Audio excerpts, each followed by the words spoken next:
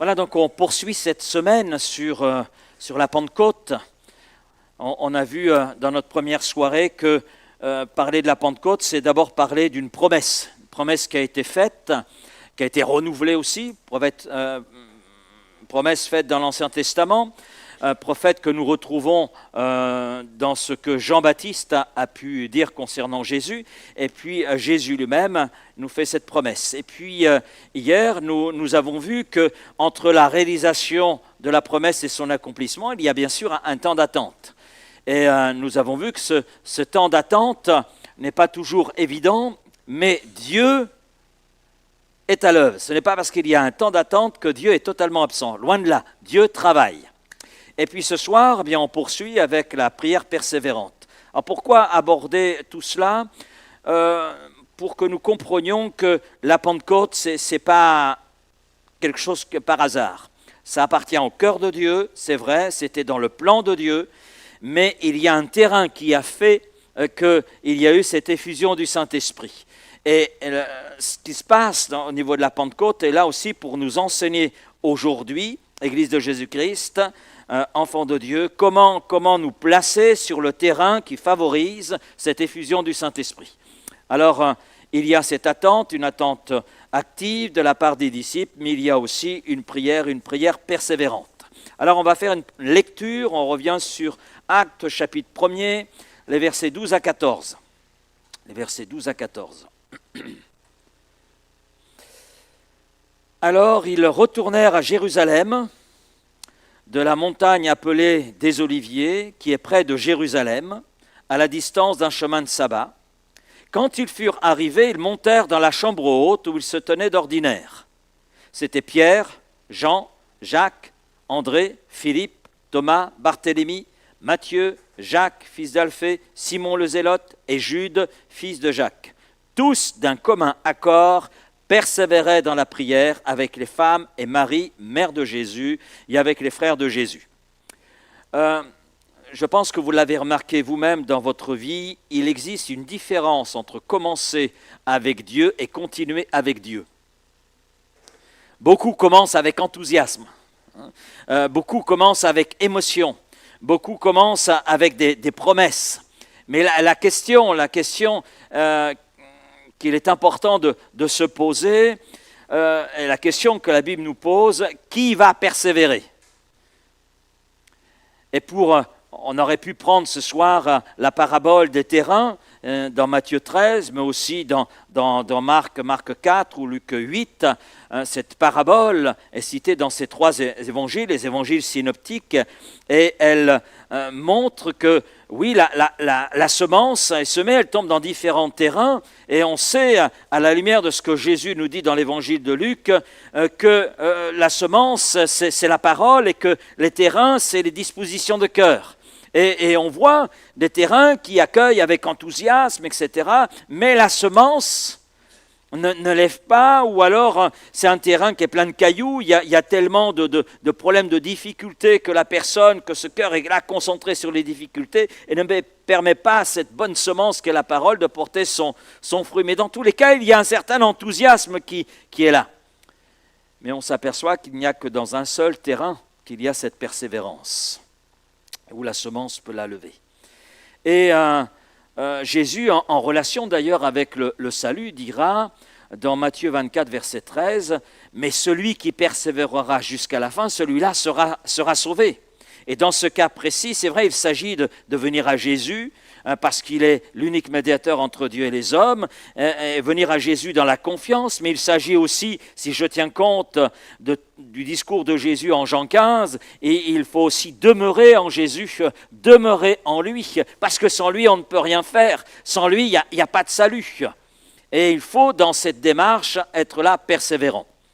Et dans le texte que nous avons lu en introduction, nous découvrons un groupe de disciples qui se trouve dans une période d'attente, mais aussi dans une période d'incertitude, mais dans une période aussi de transition. Jésus est monté au ciel, la promesse du Saint-Esprit n'est pas encore accomplie, l'Église n'est pas encore née, je dirais, de façon effective, Et puis le monde autour de ce groupe de disciples n'est pas très favorable à la foi en Jésus-Christ, loin de là, parce qu'il n'y a pas si longtemps que cela, justement, que celui que l'on nommait le Christ, eh bien, a été là crucifié. Donc, les disciples sont là dans toutes sortes de sentiments, d'émotions, de ressentis, mais ils sont avec cette promesse que Jésus a pu faire, rester à Jérusalem, et la promesse du Saint-Esprit va s'accomplir. Et le texte nous dit que tous d'un commun accord persévéraient dans la prière. Ce verset est tout simple. Quand on le lit comme ça, on dit mais c'est tout simple, il n'y a rien d'extraordinaire. Tous d'un commun accord persévéraient dans la prière. Mais en réalité, ce verset, ce passage contient une vérité qui est là essentielle, qui est là primordiale. Avant la Pentecôte, avant les miracles, avant les conversions massives, avant la puissance, il y a la persévérance. La persévérance. Le salut est offert à tous les hommes. Amen. Mais seuls ceux qui persévéreront jusqu'à la fin seront sauvés. Le baptême du Saint-Esprit est pour tous ceux qui appartiennent à Christ. Mais il est déversé dans le cœur qui a soif et qui persévère. La puissance qui vient de Dieu, elle appartient à ceux qui persévèrent. C'est ce que l'Écriture nous montre, pas simplement par rapport à l'épisode de la Pentecôte, mais on a d'autres récits qui vont dans ce sens. Et on voit donc ces hommes qui reviennent à Jérusalem, ce groupe, en fait, parce qu'il y a des femmes au milieu d'eux, et tous d'un commun accord persévéraient dans la prière. Et on pourrait ajouter dans les supplications. Ils sont là, s'attendant à ce que quelque chose se passe. Et le premier point de ce message de ce soir, c'est le suivant: persévérer malgré l'attente. Les disciples sont là dans la salle d'attente de Dieu. Ils sont là dans une saison qui est une saison d'attente. Jésus leur avait donné une promesse et leur a donné une promesse: vous serez baptisés du Saint-Esprit. Mais, Jésus n'a pas donné les détails. Il n'a donné d'ailleurs aucun détail. Combien de jours ils devront attendre, comment cela va arriver, comment cela va se passer, ce qu'ils vont la ressentir, rien n'est dit. Ce qui leur est simplement demandé, c'est d'attendre la réalisation de la promesse. C'est-à-dire simplement croire, simplement rester, simplement attendre, simplement persévérer. C'est tout ce qu'il leur est demandé. Et je dirais que c'est là, malheureusement, que beaucoup de chrétiens abandonnent, parce que nous vivons dans une génération qui est impatiente. Nous voulons des réponses immédiates de la part de Dieu. On veut des miracles immédiats, on veut des bénédictions immédiates, on veut des changements immédiats. Je me souviens d'une sœur qui vivait une situation difficile et par rapport à cette situation, dès qu'elle entendait parler qu'il y avait ici et là un prophète, un homme qui accomplissait soi-disant des miracles, donc elle s'y rendait. Elle s'y rendait. Elle voulait quelque chose d'immédiat. Et je lui ai dit, mais est-ce que le Seigneur qui agit en Suisse, est-ce que le Seigneur qui agit en Allemagne, parce qu'elle a fait des kilomètres, dépenser des sommes pour pouvoir aller dans le rassemblement, trouver l'immédiateté de sa solution. Voilà. Et elle n'a rien trouvé, en fait. Après des mois à chercher de droite et de gauche, à courir un petit peu de partout, eh bien, elle est revenue à l'église et vidée. Et je lui ai dit, mais est-ce que le Seigneur qui agit ici n'est pas le même qui agit ailleurs, même à l'extrémité? Le Seigneur ne nous demande pas de courir. Si ce qu'il vous a promis tarde, attendez-le. Attendez-le. Et tenez-vous à ses pieds, parce que celui qui bénit, ce n'est pas un homme, c'est Dieu. Celui qui guérit, ce n'est pas un homme, c'est Dieu. Et Dieu accomplit les choses en son temps. Et c'est vrai que beaucoup de gens sont comme cette sœur et s'épuisent. Ils veulent des réponses immédiates, ils veulent des miracles immédiats, ils veulent des bénédictions immédiates, ils veulent des changements immédiats. Mais Dieu travaille souvent dans cette salle d'attente dans laquelle il nous place. Parce que l'attente révèle finalement notre foi, où nous en sommes dans la foi. révèle notre motivation, révèle notre endurance, révèle notre dépendance envers Dieu. On pourrait prendre une image très simple pour comprendre. Lorsqu'une graine est plantée en terre, on ne voit rien. On ne voit rien.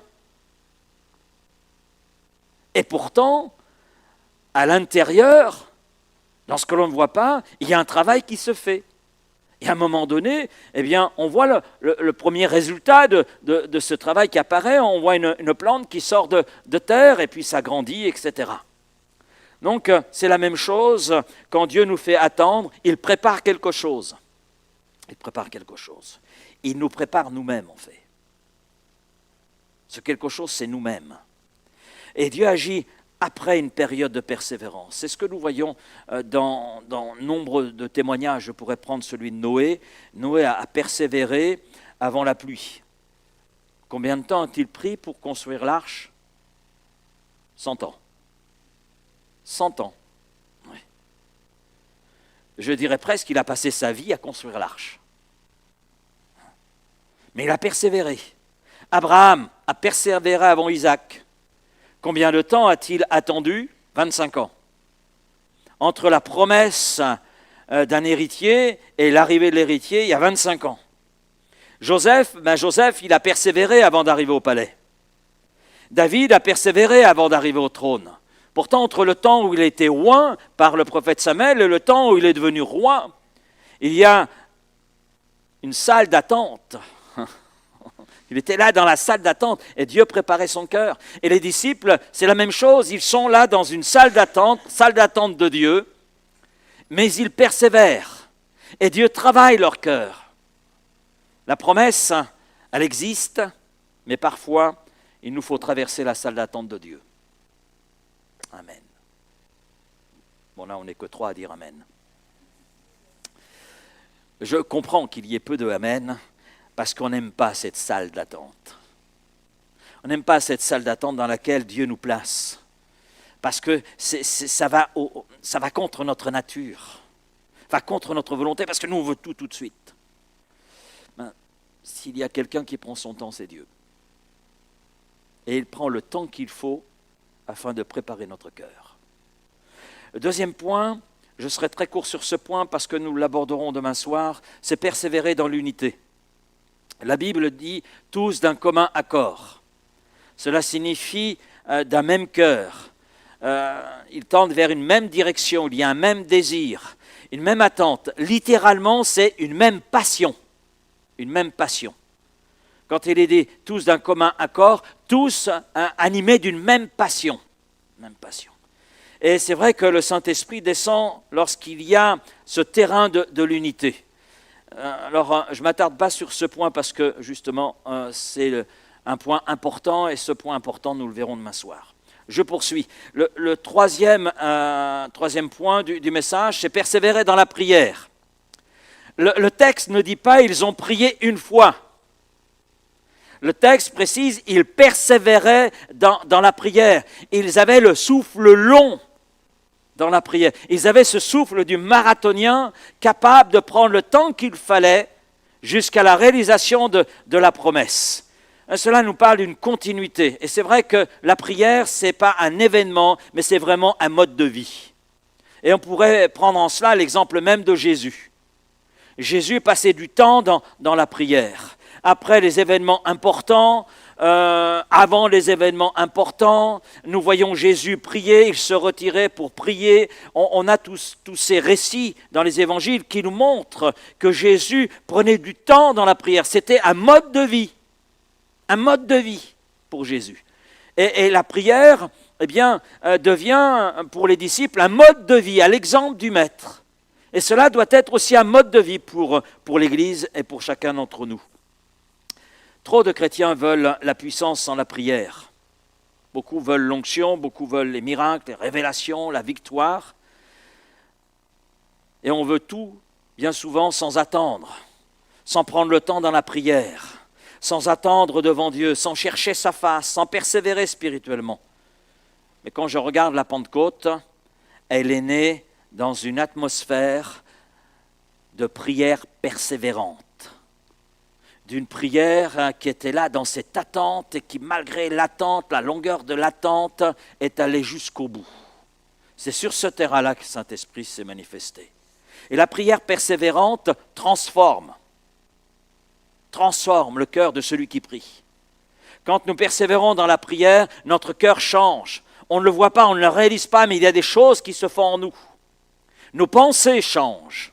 Il y a un travail dans nos pensées. Il y a un travail aussi dans notre sensibilité spirituelle. Lorsqu'on est là dans une prière persévérante, il y a des choses qui se font en nous. Déjà, la prière persévérante, ça nous permet de maîtriser la chair, notre chair. Ça fortifie l'esprit, ça développe la foi. Et je dis cela parce que prier, c'est être en connexion avec Dieu. Donc en connexion avec ce monde spirituel que Dieu tient entre ses mains. C'est toucher ce monde spirituel. Et ce monde spirituel est invisible à nos yeux humains. Mais dans cette prière persévérante, nous le touchons, ce monde spirituel. Et cela produit alors un impact qui devient visible en nous, dans notre cœur, dans nos pensées, au niveau de notre foi, au niveau de notre compréhension même de Dieu, des choses même de ce monde. Voilà pourquoi la prière persévérante transforme, c'est que nous touchons ce monde spirituel. Nous touchons Dieu et sa présence.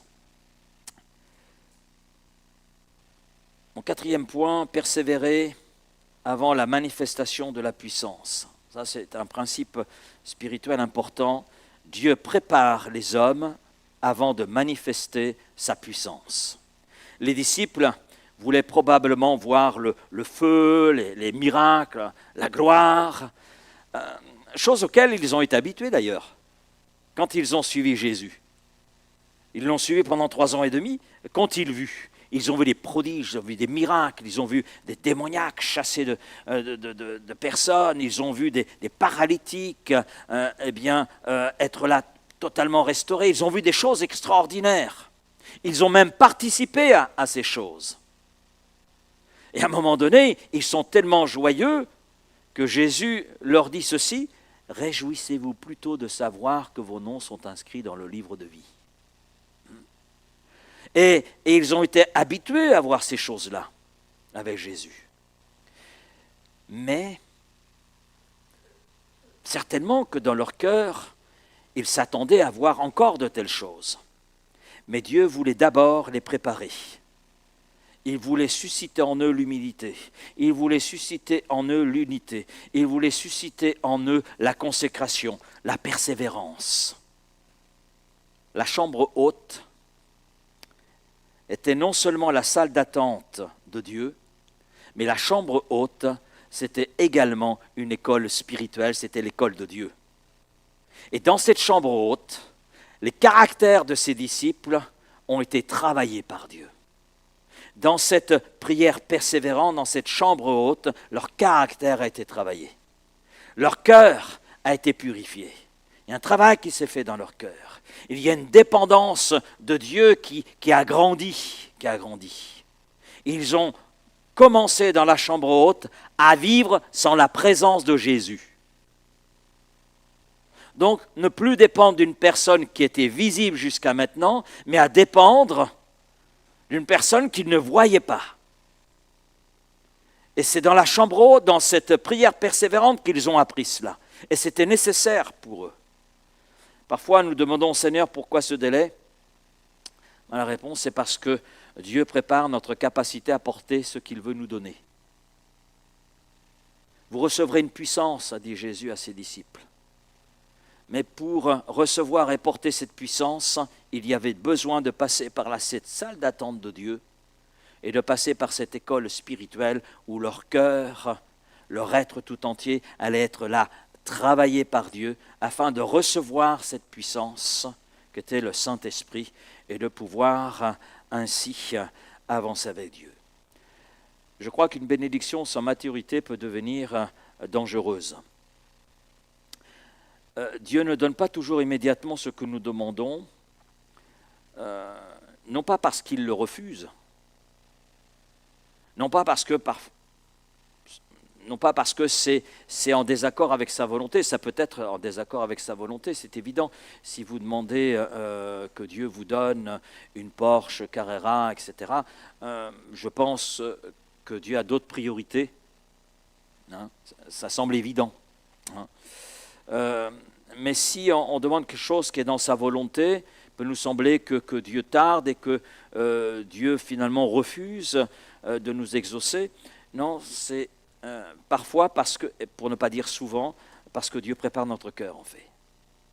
Le Saint-Esprit n'est pas simplement une émotion, n'est pas simplement une présence, trop souvent c'est résumé à cela, c'est une personne sainte et puissante qui se manifeste dans un cœur qui est prêt à le recevoir, dans un cœur qui est prêt à l'accueillir, est prêt à porter la puissance du Saint-Esprit, prêt à participer avec le Saint-Esprit à l'œuvre de Christ.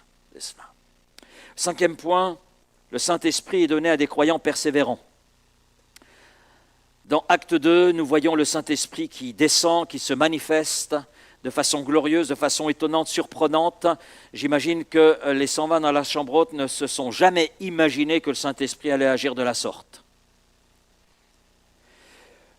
Mais, si nous voyons dans Acte 2 le Saint-Esprit descendre, ça va être notre sujet de vendredi soir, nous remarquons une chose, c'est que les disciples, les 120, qui ont reçu le jour de la Pentecôte, sont ceux en fait qui sont restés dans la chambre haute. C'est sur eux que le Saint-Esprit s'est manifesté. Je pense que tous les disciples n'étaient pas là. Il y avait des disciples qui ne sont pas venus à ce rendez-vous parce que la peur était là, parce que peut-être qu'ils n'ont pas cru non plus à ce que Jésus allait faire, c'est possible. Peut-être que certains avaient abandonné aussi, c'est possible également. Certains étaient là découragés, mais nous voyons que ceux qui ont persévéré, ce sont ceux qui ont vu la promesse s'accomplir et qui l'ont vécu. Et on s'aperçoit que la persévérance précède toujours l'effusion du Saint-Esprit. Il y a une persévérance qui est là. La persévérance précède bien souvent la bénédiction. J'ai cité un certain nombre d'exemples tout à l'heure, Abraham, etc. On voit cette persévérance. Abraham, c'est l'ami de Dieu. C'est pas Abraham qui fait ce constat, c'est pas Abraham qui dit « je suis l'ami de Dieu ». Non, c'est Dieu qui fait le constat. C'est appelé l'ami de Dieu. Et nous voyons un homme qui est béni, mais un homme qui sait manifester cette persévérance, se placer sur le terrain de la bénédiction, le terrain de la grâce, pour permettre à Dieu d'agir. Trop de chrétiens veulent une visitation, un réveil, une onction nouvelle. Par contre, ils sont absents sur le terrain de la prière persévérante. Mais Dieu, lui, cherche des hommes, des femmes qui sont constants, des hommes, des femmes qui sont persévérants, des hommes, des femmes qui sont fidèles, qui se placent justement sur ce terrain qui fait que Dieu ne peut qu'agir, sur lequel Dieu veut agir. Ce qui est intéressant de constater, c'est que la prière persévérante, c'est vrai, a favorisé, c'est évident, a favorisé la manifestation du Saint-Esprit. Mais nous voyons dans la suite du récit biblique que le Saint-Esprit a donné la capacité aux disciples de persévérer jusqu'au bout. Parce que nous avons, c'est vrai, ce texte que nous avons dans l'introduction, tous d'un commun accord persévérer dans la prière, vous allez, après l'effusion du Saint-Esprit, dans Acte 2, verset 42, ils persévéraient dans les prières. Donc, le terrain de la persévérance dans la prière a favorisé l'œuvre du Saint-Esprit, mais remplis du Saint-Esprit, ils sont poussés à aller encore plus loin dans cette persévérance. Cela signifie que non seulement la persévérance est le terrain spirituel qui prépare la venue du Saint-Esprit, mais je crois qu'un chrétien rempli du Saint-Esprit se reconnaît justement par sa persévérance dans la prière. D'ailleurs, quand on considère le fruit de l'esprit, Galates 5, 22, on voit très bien qu'il y a justement cette notion qui est là de persévérance. Persévérance. Rien que le mot fruit déjà montre la naissance du fruit, la croissance du fruit, la maturité du fruit. Et on sait que les choses ne se passent pas comme cela, ça demande du temps, donc de la persévérance. J'en arrive à cet autre point, comment développer une vie de persévérance aujourd'hui.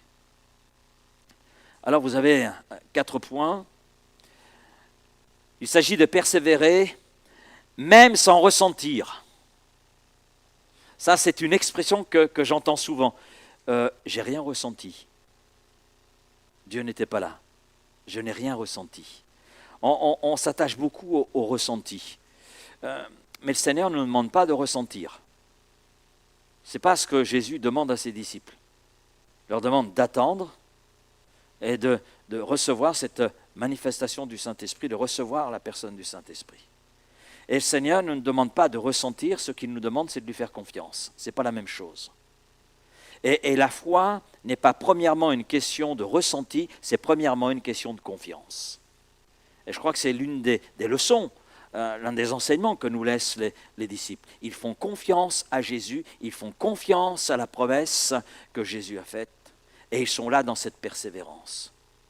Nous connaissons des jours sans motivation, ça arrive, hein? Des jours sans sensation, des jours sans émotion forte, mais la maturité dit « je continue quand même ». Et il faut toujours faire attention à notre ressenti, parce que le ressenti n'est pas forcément le reflet de la réalité. Un ressenti n'est pas forcément vérité. Je continue parce que je fais confiance. Je fais confiance à ce qui est écrit dans la parole de Dieu. Elle est la vérité. Et je fais confiance en son auteur qui est Dieu, qui ne ment pas, et qui est fidèle à sa parole, et qui accomplit toujours sa parole. Et là, ce n'est pas une question de ressenti, c'est une question de foi, de confiance. Deuxième élément, comment développer une vie de persévérance aujourd'hui? Développer une discipline spirituelle. Vous l'avez certainement expérimenté, la persévérance n'appartient pas au hasard. Ça ne vient pas non plus du jour au lendemain. On n'est pas du jour au lendemain persévérant. Ah, aujourd'hui, jour nouveau, je suis persévérant. Non, ça ne se passe pas comme ça. Une vie spirituelle solide et persévérante se construit jour après jour. Jour après jour. Beaucoup veulent une foi puissante, mais sans habitude, j'allais dire spirituelle constante. C'est vrai qu'on dit souvent que la foi doit être une foi vivante, ça ne doit pas être une foi d'habitude. Je suis d'accord, mais la foi se construit avec des habitudes. Alors il y a de bonnes habitudes et il y a de moins bonnes habitudes. Mais il y a de bonnes habitudes à développer. Ce ne sont pas simplement les grands moments spirituels qui nous fortifient, mais ce sont ces habitudes quotidiennes avec Dieu qui nous aident à grandir dans notre persévérance et donc dans la maturité. Si je regarde Daniel priait régulièrement. Quoi qu'il arrive,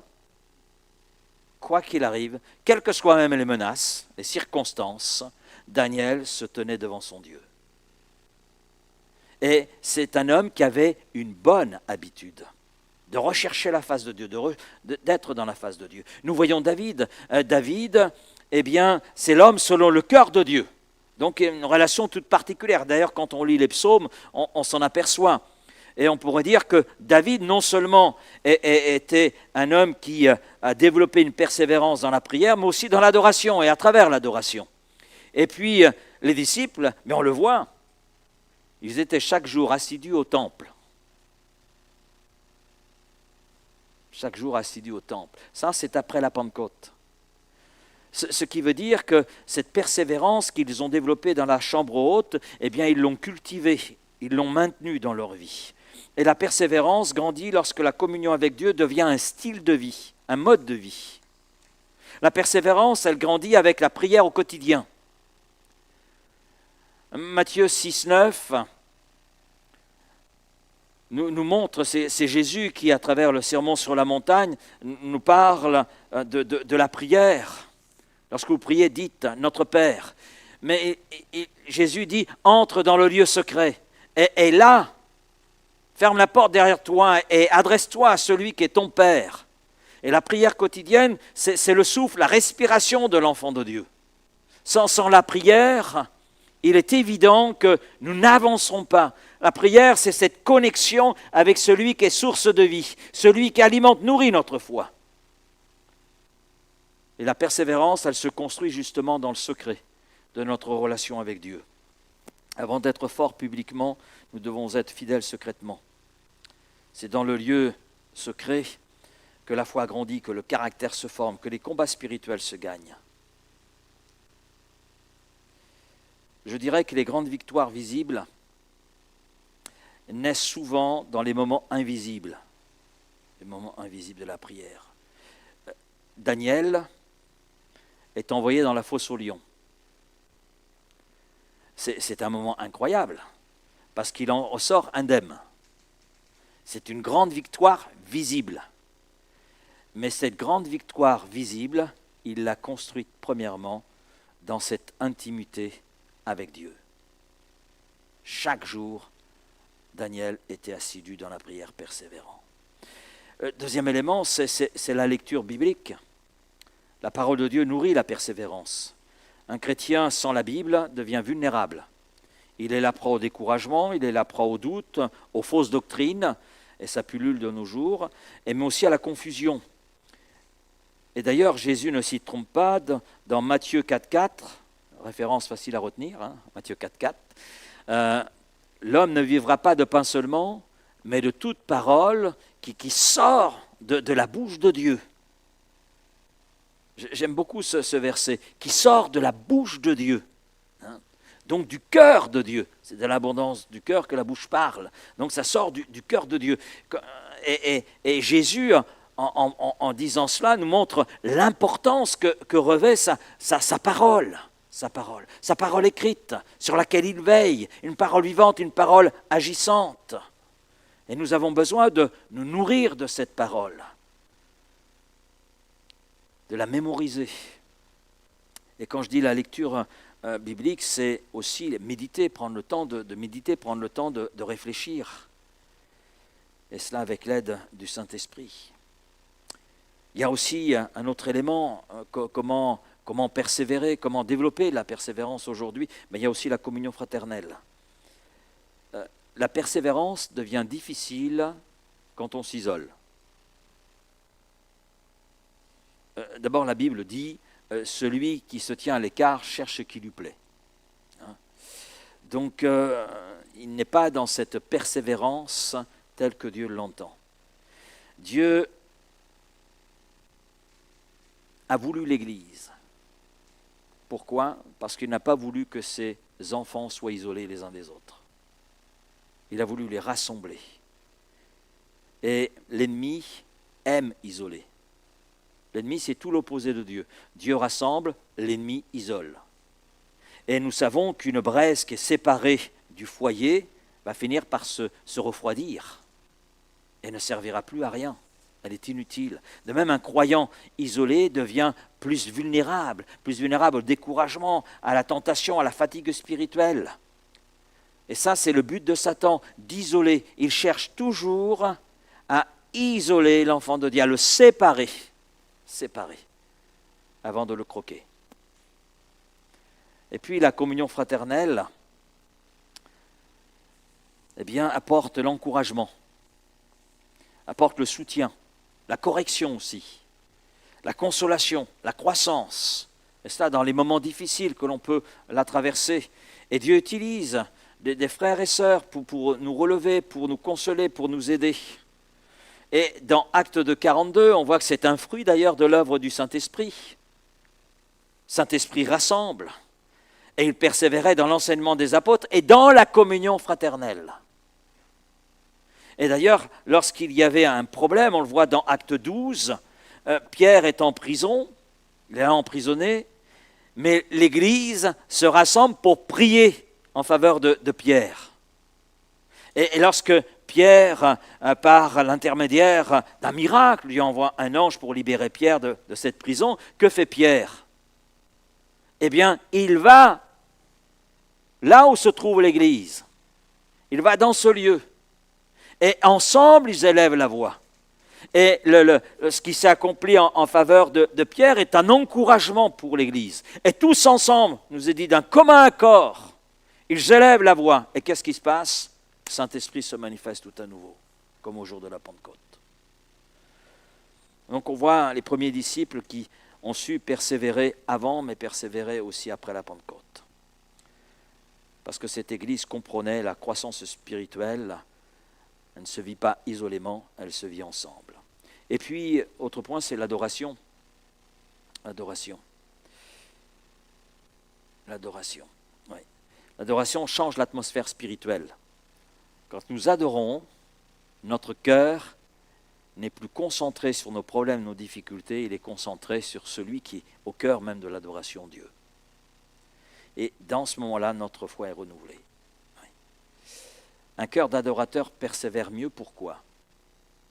Eh bien, tout simplement parce que l'adoration rappelle la grandeur de Dieu. L'adoration rappelle la fidélité de Dieu, rappelle la souveraineté de Dieu. Et quand nous adorons, nos problèmes finalement, on les voit avec le recul de Dieu. Et ça apparaît beaucoup plus petit que ça ne l'est en réalité. Et ça apparaît plus petit, justement, en raison de la grandeur de Dieu. Et plus ces disciplines deviennent régulières, plus le croyant devient stable, mature et fort dans le Saint-Esprit. Le troisième élément, comment développer une vie de persévérance aujourd'hui, refuser le découragement. Le découragement, c'est une arme de l'ennemi. Le diable veut te convaincre que tu ne peux rien, que tu ne vaux rien, que rien ne change, que Dieu t'a oublié. Regarde, depuis tant d'années que tu pries pour ça, rien n'arrive. Il cherche à démontrer à notre cœur que prier finalement c'est inutile, on n'arrive pas à avoir les résultats. Mais la Bible dit, ne nous lassons pas de faire le bien. Et je dirais de faire ce qui est bien. Et ce qui est bien justement, c'est de persévérer. Et puis de dire non, je ne veux pas me laisser décourager. Je ne veux pas me laisser décourager par la situation que je traverse. Je ne veux pas me laisser décourager par les pensées qui me traversent l'esprit. Non, je veux persévérer dans la prière, dans cette communion avec toi, Seigneur. Et puis, dernier élément, c'est pas exhaustif ce que je dis, mais c'est compter sur le Saint-Esprit. La vraie persévérance n'est pas simplement humaine. Le Saint-Esprit est là. Il est là. Il est là pour nous soutenir, pour nous fortifier, pour nous relever, pour nous consoler, pour renouveler en nous peut-être la bonne volonté qui s'est un peu étiolée. Et peut-être que quelqu'un ce soir attend une réponse de Dieu. Peut-être que quelqu'un lutte dans la foi, prie déjà depuis longtemps pour un sujet, il n'y a toujours rien. Peut-être traverse une saison difficile. Mais je crois que le message du Seigneur ce soir est « Ne quitte pas la chambre haute ». Ne quitte pas la chambre haute. Ne descends pas de cette chambre. Amen. Continue à prier, continue à croire, continue à chercher Dieu, continue à rester fidèle. Parce que ce que Dieu a promis s'accomplira. Et puis Dieu entend nos prières. Entend nos prières. Donc il est sûr que l'exaucement se fera. Avant acte 2, c'est vrai, l'effusion du Saint-Esprit, il y a acte 1,14, il persévérait dans la prière et cela d'un commun accord. Ce qui veut dire qu'avant la puissance, il y a la persévérance. Avant l'effusion, il y a l'attente fidèle et persévérante. Avant les miracles, eh bien, il y a les genoux pliés dans la prière, dans cette recherche de Dieu, dans cette attente de Dieu. Que le Seigneur eh bien, fasse de nous des gens persévérants. Persévérants et apprenant encore à persévérer envers et contre tout.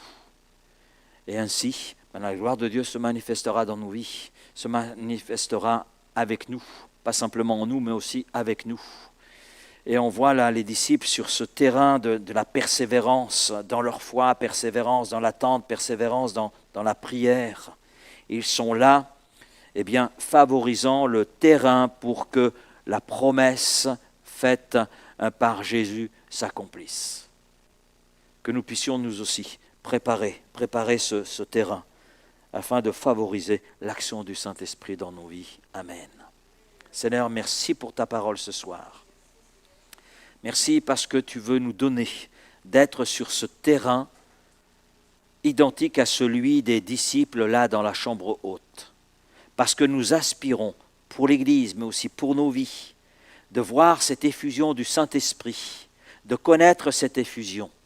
Nous savons que la promesse était pour les disciples, mais comme le dit ta parole, et comme Pierre a pu l'exprimer sous l'inspiration du Saint-Esprit, la promesse est aussi pour vous et pour tous ceux qui viendront après vous, en aussi grand nombre qu'ils soient. Donc la promesse est aussi pour nous. Et Seigneur, merci pour ceux qui au milieu de nous ont expérimenté le baptême dans le Saint-Esprit. Mais il y a ceux qui ne l'ont pas encore expérimenté. Il y a ceux qui ont besoin d'être renouvelés également dans la vie de l'Esprit.